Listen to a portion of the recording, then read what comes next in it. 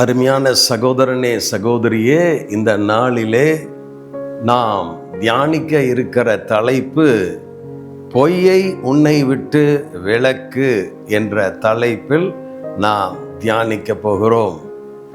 நம்மில் பலர் எப்பொழுதும் பொய் பேசுகிறவர்களாக இருக்கலாம், அல்லது சில சமயத்தில் பொய் பேசுகிறவர்களாக இருக்கலாம். சில சமயத்தில் பொய்யே நம்முடைய வாழ்க்கையாக இருக்கலாம். எப்படியானாலும் இந்த இறை வார்த்தை நம் அனைவருக்கும் மிகுந்த ஆசீர்வாதத்தை உண்டு பண்ணும் என்று நான் அறிந்திருக்கிறேன்.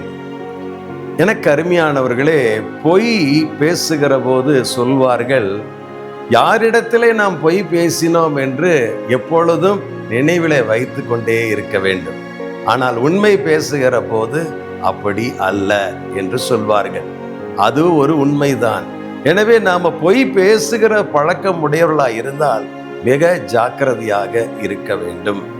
விவிலியத்திலே நாம் வாசித்து பார்க்கிற போது ஆபிரகாம் என்ற ஒரு மனிதர் பொய் பேசினார் என்று பார்க்கிறோம். கடவுளுடைய மனிதர் தான், ஆனால் பொய் பேசினார். தன் மனைவியை சகோதரி என்று அவர் அழைத்து பொய் பேசினார். புதிய ஏற்பாட்டில் இயேசு கிறிஸ்துவோடு கூட இருந்த சீடராக இருந்த பேதுரு பொய் பேசினார். நான் அவரை அறியவே அறியேன் என்று சொல்லி, இயேசுவை அறியேன் என்று சொல்லி அவர் பொய் பேசினார் என்று பார்க்கிறோம். எனக்கு அருமையானவர்களே, பொய் பற்றி பைபிள் என்ன சொல்லுகிறது என்பதை நான் உங்களுக்கு முதலாவது காண்பிக்க ஆசைப்படுகிறேன். நீதிமொழிகள் அல்லது பழமொழிகள் 12ஆம் அதிகாரம் 22வது இறை வார்த்தை கூறுகிறது, பொய் உரைக்கும் நாவை ஆண்டவர் அருவருக்கின்றார், உண்மையாய் நடக்கின்றவர்களை அவர் அரவணைக்கின்றார். பாருங்கள், பொய் உரைக்கக்கூடிய நாவு ஆண்டவரால் அருவருக்கப்படுகிறதாம். கடவுள் அதை முற்றிலும் அவருடைய பார்வைக்கு முன்பதாக வைக்காமல் அகற்றி விடுகிற அளவிற்கு அந்த நாவு காணப்படுகிறது என்று நாம் இறை வார்த்தையிலே வாசிக்கிறோம். நமது புனிதர் அந்தோனியார் அவரை குறித்து பார்க்கிற போது அவருடைய நாவு இதுவரைக்கும் அழியாமல் இருக்கிறது என்று கூறுகிறார்கள்.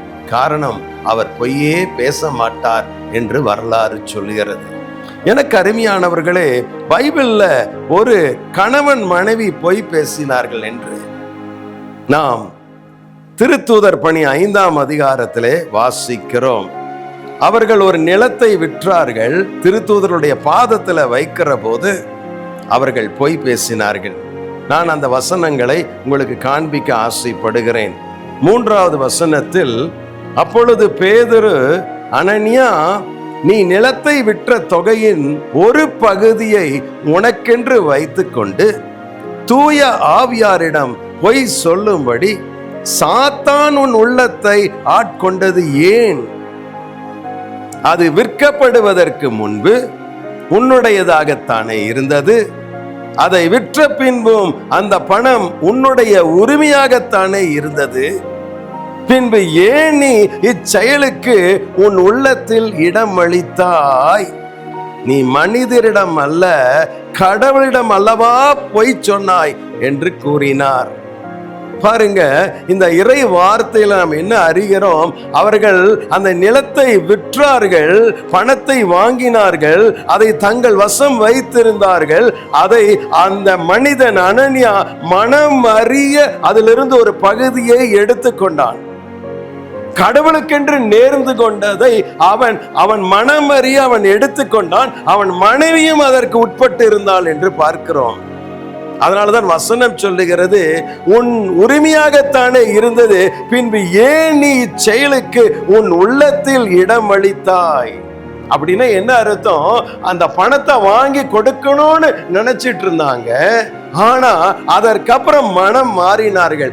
ஏன் மனம் மாறினார்களாம்? சாத்தான் அவர்களுடைய உள்ளத்திலே பேசி ஒரு பொய் பேச வைத்து அந்த பகுதியான ஒரு பணத்தை எடுத்தார்கள். அது கடவுளுக்கு விரோதமான பாவமாக அமைந்தது என்று பார்க்கிறோம். அதனால என்ன ஆயிற்றாம்? அவர் கூறியதை கேட்டதும் அனனியா கீழே விழுந்து உயிர் விட்டான். இதை கேள்வியுற்ற அனைவரையும் பேரச்சம் ஆட்கொண்டது என்று திருத்தூதர் 5:5 வாசிக்கிறோம். ஆதி அப்போஸ்தலர் நடபடிகள் காலத்தில் நடந்த இந்த செயல் நம் எல்லாருக்கும் ஒரு எச்சரிக்கையாக இருக்க வேண்டும் என்று ஆவியானவர் எழுதி வைத்திருக்கிறார். பொய் பேசுகிற போது நாம் கடவுளுக்கு எதிராக குற்றம் புரிகிறோம். கடவுளிடத்தில் ஒரு காரியத்தை நாம் ஒப்பந்தம் செய்துவிட்டு அதிலே நாம் மனம் மாறுகிற போது கடவுளுக்கு எதிராக குற்றம் செய்கிறோம். கடவுளுக்கு கொடுப்பதாக அவர்கள் ஒரு ஒப்பந்தம் பண்ணியிருந்தார்கள். they made a vow. அவங்க கடவுளுக்கு கொடுக்கணும்னு நினைச்சிருந்தாங்க, சொல்லிட்டாங்க. ஆனால் அதற்கப்புறம் அதை வஞ்சித்தார்கள், ஒரு பகுதியை எடுத்துக்கொண்டார்கள். It is a sin against God. அதனால ஒரு பெரிய மரணம் உண்டாயிற்று என்று பார்க்கிறோம். இதிலிருந்து என்ன தெரிகிறது? கடவுளுடைய விஷயத்திலே நாம் விளையாடக்கூடாது. கடவுளுடைய காரியத்துல பொய் சொல்லக்கூடாது. கடவுளுடைய காரியத்தில் நாம் உண்மையாக இருக்கிற போது உண்மையுள்ள மனிதன் பரிபூர்ணமாய் ஆசீர்வதிக்கப்படுவான் என்று திருமறையிலே வாசிக்கிறோம் அல்லவா? அதே சமயத்துல பொய் பேசுகிற போது கடவுளுடைய கோபத்தையும் நாம் வரவழைக்கிறோம் என்பதை அறிந்து இனிமேல் கடவுளுடைய விஷயத்துல ஜாக்கிரதையாயிருப்போம், பொய்யை தவிர்ப்போம். கடவுள் நிச்சயமாய் நம்மை ஆசீர்வதிப்பார். God bless you.